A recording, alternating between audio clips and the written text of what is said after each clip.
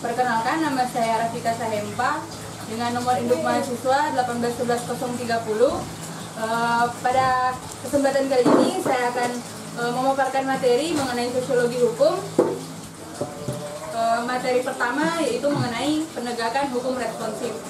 Berbicara masalah hukum berarti berbicara mengenai dinamika, yaitu berbicara dalam konteks tantangan dan di sisi lain jawaban dalam suatu persoalan atau challenge and response. Dan hukum itu sendiri memang seharusnya dirancang berdasarkan asumsi-asumsi tertentu, keadaan tertentu atau teritorial tertentu, prinsip-prinsip tertentu, dan dalam normalisasi tertentu serta pada susunan institusi hukum tertentu pula. Sebagaimana pendapat Sacitro Raharjo yang berpendapat bahwa hukum dirancang berdasarkan keadaan normal. Normalisasi itulah yang dipakai sebagai bahan untuk menyusun sekalian kelengkapan suatu bangsa dalam berhukum, seperti susunan institut-institut hukum, kewenangan, prosedur, dan sebagainya. Maka, manakala keadaan normal tidak lagi ada, hukum tidak lagi dapat bertahan lebih lama dengan cara berhukum yang lama. Menurut Philip Nonet dan Philip Selznick menjabarkan bahwa ada 3 klasifikasi dasar dari hukum yang ada di masyarakat, yaitu yang pertama, hukum represif. Hukum represif yaitu hukum sebagai alat kekuasaan represif. Hukum ini secara khusus bertujuan untuk mempertahankan status quo penguasa yang kerap kali dikemukakan dengan dalih untuk menjamin ketertiban. Yang kedua, hukum otonom, yaitu hukum sebagai suatu pranata yang mampu menetralisir resesi dan melindungi integritas hukum itu sendiri. Hukum otonom ini muncul sebagai reaksi dari hukum represif dan untuk membatasi kewenangan dari penguasa. Dan yang ketiga yaitu hukum responsif, yaitu hukum sebagai suatu sarana respons terhadap ketentuan-ketentuan sosial dan aspirasi-aspirasi masyarakat.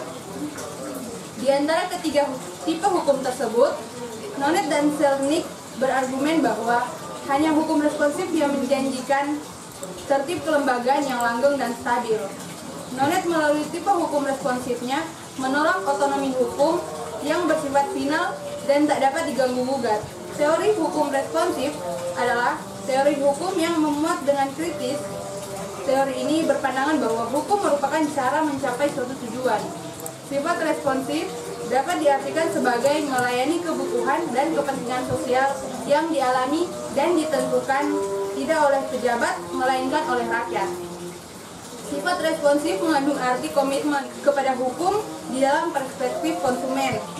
2 ciri yang menonjol dari konsep hukum responsif adalah: pertama, pergeseran penekanan dari aturan-aturan ke prinsip-prinsip dan tujuan. Yang kedua, pentingnya kerakyatan baik sebagai tujuan hukum maupun cara untuk mencapainya. Hukum responsif orientasi pada hasil, yaitu pada tujuan-tujuan yang akan dicapai di luar hukum. Dalam hukum responsif, tatanan hukum dinegosiasikan, bukan dimenangkan melalui subordinasi atau dipaksakan. Ciri khas hukum responsif adalah mencari nilai-nilai tersirat yang terdapat dalam peraturan dan kebijakan. Dalam model hukum responsif ini, mereka menyatakan ketidaksetujuan terhadap doktrin yang dianggap mereka sebagai interpretasi yang baku dan tidak fleksibel.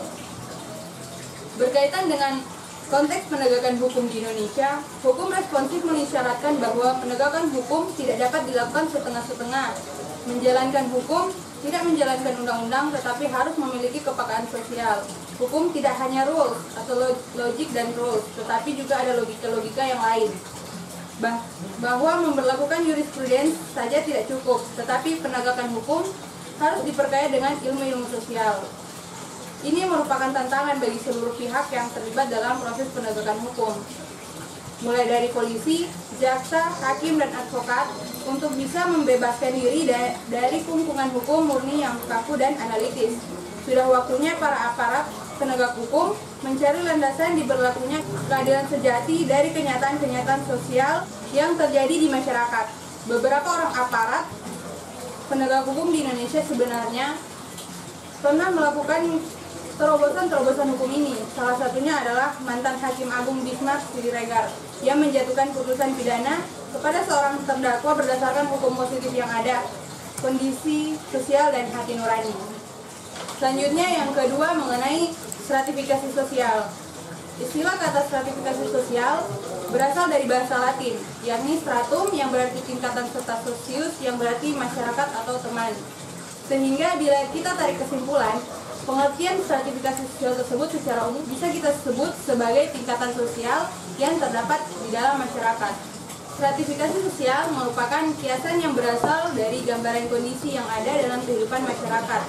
Stratifikasi sosial atau dalam bahasa Inggris disebut sebagai social stratification merupakan perbedaan masyarakat atau penduduk ke dalam kelas-kelas secara bertingkat atau hierarkis. Dengan kata lain, perbedaan dari kedudukan akan memicu adanya stratifikasi sosial atau yang juga disebut dengan pelapisan sosial. Perwujudan dari adanya fenomena stratifikasi sosial atau yang disebut pelapisan sosial ini yaitu terdapat perbedaan golongan tingkat atau kedudukan ataupun kelas. Dasar stratifikasi sosial terdapat pada 4 dasar, yaitu pertama dari dasar kekayaan. Barang siapa mempunyai kekayaan paling banyak, maka orang tersebut akan masuk ke dalam lapisan teratas. Yang kedua, dasar kekuasaan dan kewenangan. Barang siapa yang mempunyai kekuasaan atau yang memiliki wewenang besar akan masuk ke dalam lapisan teratas. Ketiga, dasar kehormatan. Ukuran kehormatan mungkin saja terlepas dari ukuran-ukuran kekayaan ataupun kekuasaan. Di sini, seorang individu yang paling disegani dan juga dihormati akan menempati posisi teratas. Yang keempat, dasar ukuran ilmu pengetahuan. Ukuran ilmu pengetahuan digunakan oleh masyarakat yang menghargai akan ilmu pengetahuan tersebut. Namun, ukuran tersebut seringkali menyebabkan munculnya hal yang berakibat negatif. Fungsi stratifikasi sosial, adapun fungsinya adalah sebagai berikut. Yang pertama, sebagai suatu alat yang digunakan untuk pendistribusian hak dan juga kewajiban. Yang kedua, sebagai alat untuk mempersatukan dengan pola pengkoordinasian terhadap bagian-bagian yang ada dalam struktur sosial, yang berfungsi untuk mencapai tujuan yang sudah ditentukan sebelumnya. Yang ketiga, sebagai alat untuk penempatan individu ataupun seseorang dalam suatu strata atau lapisan tertentu di dalam struktur sosial. Yang keempat, sebagai penutup tingkatan mudah atau tidaknya dalam bertukar status ataupun kedudukan di dalam struktur sosial. Yang kelima, untuk memecah berbagai persoalan yang terjadi dalam lingkungan masyarakat serta untuk mendorong masyarakat agar dapat bergerak sesuai fungsinya. Selanjutnya, materi ketiga mengenai hukum dan politik dalam penyelesaian konflik. Negara sebagai lembaga yang akan mewujudkan harapan masyarakat kepada kehidupan yang tertib, adil dan sejahtera, pemerintahnya harus mampu menciptakan stabilitas politik sehingga keputusan-keputusan hukum dapat dilaksanakan secara konsisten dalam upaya menuju kepada kepastian hukum demi ketertiban dan kesejahteraan masyarakat. Demikian juga halnya dengan kekuasaan politik yang dijalankan oleh pemerintah bersama lembaga-lembaga kenegaraan lainnya. Harus sesuai dengan konstitusi yang telah disepakati demi tegaknya negara hukum. Dalam hal ini, semua komponen bangsa baik masyarakat, organisasi, dan politik harus secara sadar melaksanakan tugas dan kewajibannya sesuai dengan aturan hukum. Hukum hanyalah salah satu alat kontrol sosial dalam masyarakat. Fungsi hukum sebagai alat pengendalian sosial dapat diterangkan sebagai fungsi hukum untuk menetapkan tingkah laku mana yang dianggap merupakan penyimpangan terhadap aturan hukum dan apa sanksi dan tindakan yang dilakukan oleh hukum jika terjadi penyimpangan tersebut. Fungsi hukum sebagai alat rekayasa sosial ini yang sering disebut sebagai a tool of engineering yang pada prinsipnya merupakan fungsi hukum yang dapat diarahkan untuk merubah pola-pola tertentu dalam suatu masyarakat. Terlaksana atau tidak terlaksananya fungsi hukum sebagai alat pengendalian sosial ditentukan oleh faktor aturan hukumnya dan faktor pelaksana atau orang hukumnya. Selanjutnya, materi keempat mengenai penyuluhan dan bantuan hukum. Penyuluhan hukum merupakan proses penyampaian informasi hukum yang berupa materi-materi hukum yang berlaku dengan maksud untuk diketahui dan dipahami serta dihayati oleh masyarakat sesuai dengan makna yang terkandung di dalamnya, dan selanjutnya terwujud dalam pola berpikir dan bertingkah laku. Di dalamnya terlibat unsur-unsur dalam proses: 1. Penyuluh hukum, 2. Materi, 3. Sasaran, 4. Metode.